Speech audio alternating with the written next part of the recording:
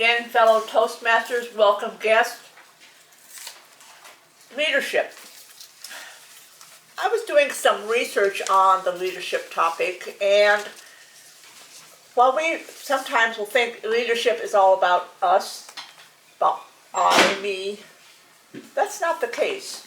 Leadership is not about the leader. Leadership is about how that leader gets his followers, his people, his group to improve upon themselves and their own personal goals while contributing to the success of a project or group organization. That's what a true leader is. I want to read you a quote right off the Toastmasters website. Got to take the glasses off. Effective leaders empower others to achieve personal goals while contributing to the successful completion of a group objective. That's right off the website. That's the first sentence you read when you go into the leadership part of Toastmasters. And that really hit me. You know, I thought that's got to be on a pillow or something. I like that. So, I took the quick little quiz. There's a little quiz in there that you take. I don't want to tell you all about it because everybody's got to experience it for themselves. But there's a quiz that you take when you're looking at your leadership style. And it depends which part of Google you go on is how many leadership styles there are. There can be anywhere from 4 to 15, 20 leadership styles, depending where you go.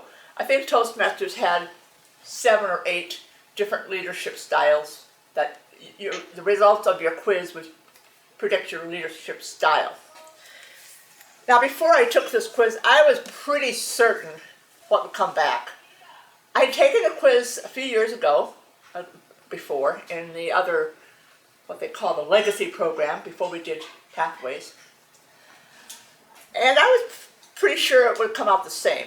Now, I've had a lot of years in Toastmasters, but when you think about it, our leadership style, the way we operate, at least in my opinion, is very in tune with our personal way of doing things. It's very difficult to change your style for any long period of time. So each person's operational or leadership style, in my opinion, is their modus operandi, how they operate, how they do things. There are different leadership styles. There's autocratic, altruistic. You can be a coaching leader. There's different leadership styles. So I took the quiz. First off, you got to read the directions, because I got to the end of the little program. I thought, that's it. It didn't tell me anything. You go back a few pages, then it tells you take the following quiz. Okay, leadership does not give you good reading skills, by the way. You've got to make sure you read the instructions. So I take the quiz, and I answer as truthfully as I can. I really have to question myself. You know, be honest with yourself. So I answer the question. And it comes back, my leadership style is democratic. Well, that's good. It's good leadership style. I call it, my leadership style is whooshy. I don't want to make a decision because I don't want anybody to be unhappy. I don't want anybody to say, oh, no, back to me. So I put it out to them. What would you like to do? What do you think is a good way of finding a resolution for our problem? So I do that type of leadership style. I'm very democratic, I feel, as a leader. Now, what are some democratic leadership skills?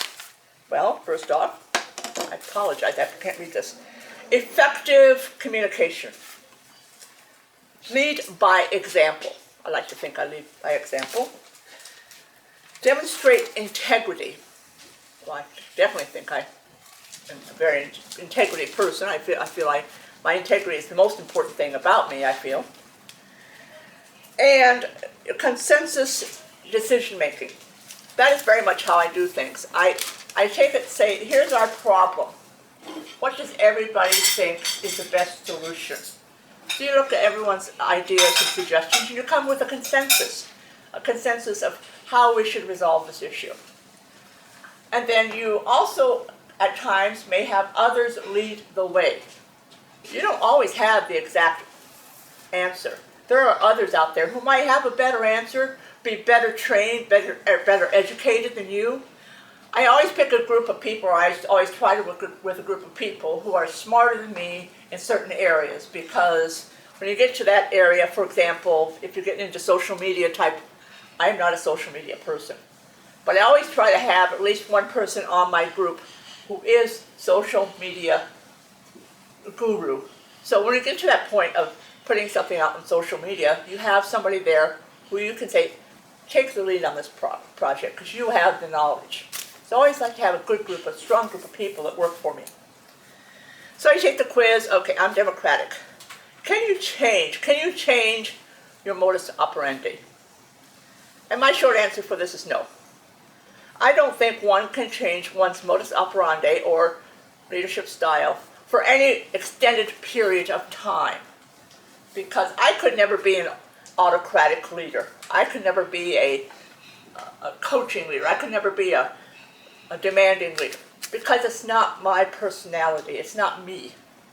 So I would say, when I'm asked, can you change your leadership style? I say, no, I really can't. I have to work with what I've got inside me. Example, last week, I was helping to get some speeches ready for last weekend that two of our members here participated in, and the results were quite good. I'll just say that. So we had some speech contests last weekend. On Wednesday of last week, I was asked, could you help out with this person with their contest? I said, okay, sure. Oh, by the way, they don't have anything lined up yet. They didn't have any of their judges, any of their functionaries. So I had to be autocratic for one day. It made me a nervous wreck. So I went back, and just going back to the original question, can I change my modus operandi? No, it's not me. And I don't think anyone could for long periods of time. Be the leader that you are inside of yourself, and you will be more successful in the long run. Mr. Toastmaster.